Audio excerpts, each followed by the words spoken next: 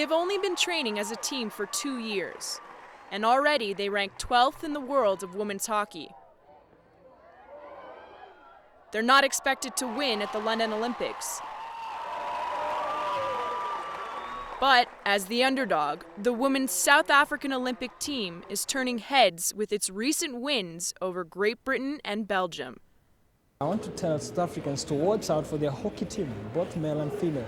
They have a very, very good team, very strong team, actually the best team in the continent. With 125 athletes, the South African Olympic team is Africa's powerhouse.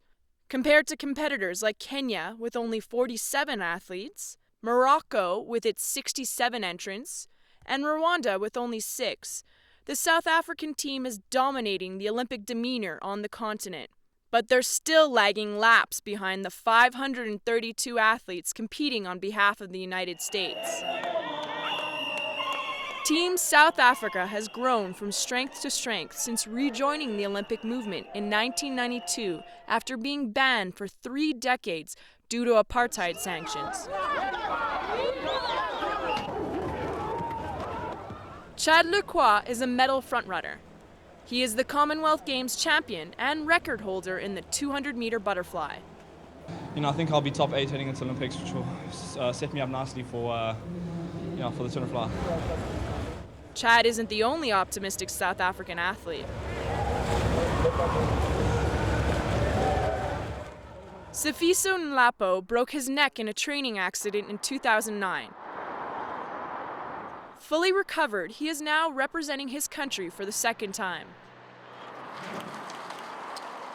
And he is pumped to bring home the gold this summer. I think I'm capable of doing that. I've been racing there for quite some time now, and obviously my injury set me back, but I'm healthy now and positive as ever. But it takes more than just promising athletes to achieve Olympic status. Some sports journalists believe Team South Africa has more than just promise in its back pocket. South Africa actually, it's called the New Generation Sporting Facilities. It's South Africa. It's a country that's miles ahead in terms of the care, the facilities that makes an athlete even want to compete well, knowing there are no risks in this sporting activity that I'm taking in. South African athletes will be spread across 18 sporting events. Nadine Smith is part of the women's pairs rowing team. She knows how important it is for an athlete to push their physical limits. We've trained for so long now that we're so well prepared, our bodies are able to cope with the load that we do. So it's not too bad for us, but if you speak to the normal person, they think you're crazy for training 5 to 6 hours a day. Yeah! But it's South Africa's women's football team that is causing a stir among fans. This will be the first time South Africa sends a women's football team to the Olympics.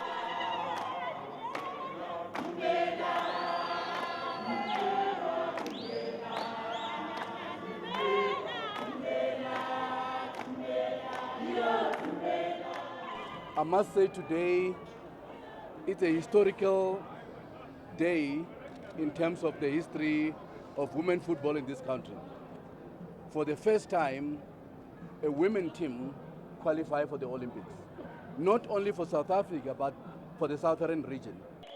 The women's football team isn't the only first for South Africa. Oscar Pistorius will compete in the individual 400-meter and the 4x400 relay. He is not only the first double amputee competing for South Africa, but the first ever to qualify for the Olympics. The 25-year-old may not be a gold contender, but the courage he has displayed en route to the London Games has earned him international admiration. With Kenya's strong runners, Morocco's agile boxers, and Nigeria's skilled wrestlers, Africa's athletes will not go unnoticed at this year's Games. And from the track to the turf, South Africa's 125 athletes are bound to put up a tough fight.